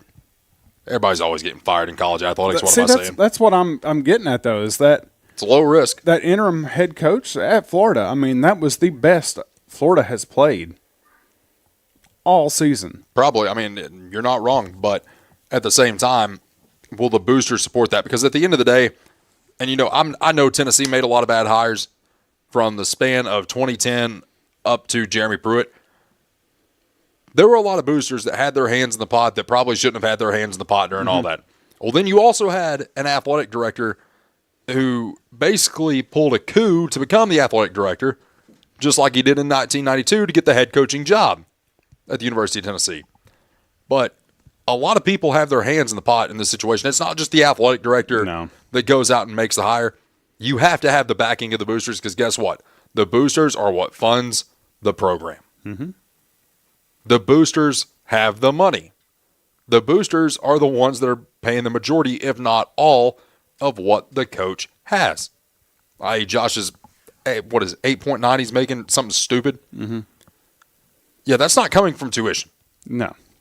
That's coming from some booster or multiple boosters, whether it be the guys at Pilot, the guys at Dish Network, Clayton, whatever it may be. That's where that's coming from. Mm-hmm. It's not coming from tuition money. Perfect example is Brian Kelly down at LSU. With my family. Brian Kelly, I mean, in order for them to get the money, I don't know if you follow the news a lot, but they had to call in all of their boosters and then go out and get state money, state of Louisiana money. Well, that's why they had to get an athletic director. To pay to get him gone. By the way, I don't know if anybody's ever seen this or not. The athletic facilities at LSU, they're nice. Mm-hmm. They're nice. How's the library look, though?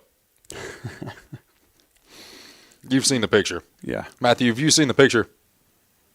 The roof was literally falling in at one point just a few years ago. Now, you tell me this, Matthew. If you go to a school, you're paying a lot of money to go to this school, and you walk into the library, you think you're going to get a nice study session in, and the roof is falling in, what would you say? I mean, that's just bad. I would say I'm going to take my butt out of here and I'm going to go home and study or maybe move to a different college. What if there was mold in it? There's mold?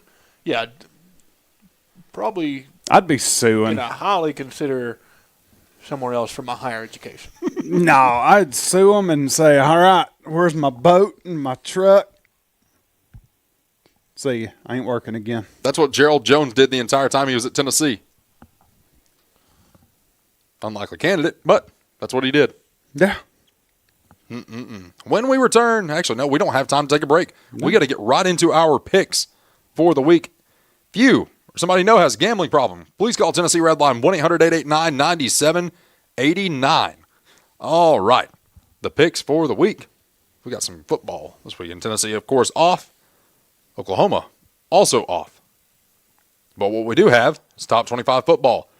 After the college football playoff poll is released, your number one Ohio State Buckeyes will be taking on Purdue. They are 29.5-point favorites. We're not going to pick that game. I'm going to try to pick games in which the spread is less than 10, or it's going to be a big game. And we're going to start off BYU traveling to Texas Tech. BYU number 7 in the poll. I went to Kentucky. I've still got Cole on my mind. My bad. No, it sounded like you said BYU Colt.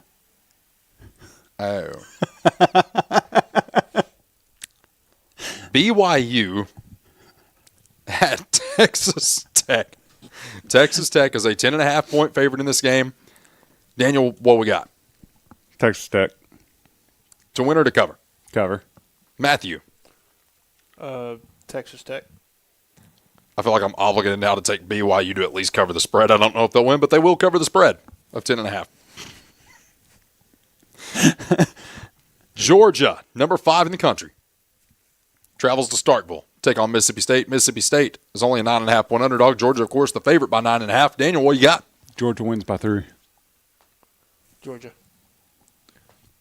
Georgia wins and covers. Let's see what else we got here. Number 3, Texas A&M at number 22, Missouri. Texas A&M is a 6.5-point favorite in this game. I think that's an easy one. Gig 'em. They cover. Yeah, Texas. Texas A&M covers, and they win big. Oregon, number 9 in the country, travels to number 20, Iowa. Oregon, 6.5-point favorite. Oregon loses. They lose. Yes. We say Oregon wins. Do they cover? Yes. Oregon wins but does not cover. And then we are going to go down south with my family.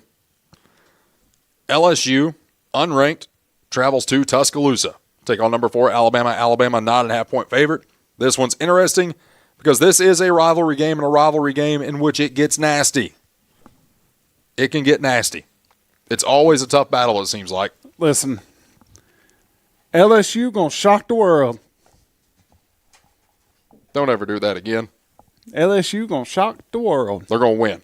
Yes. Matthew. LSU. LSU. No need to say where that comes from. Anyway. Hey, what about my Texas pick a couple weeks ago? Yeah.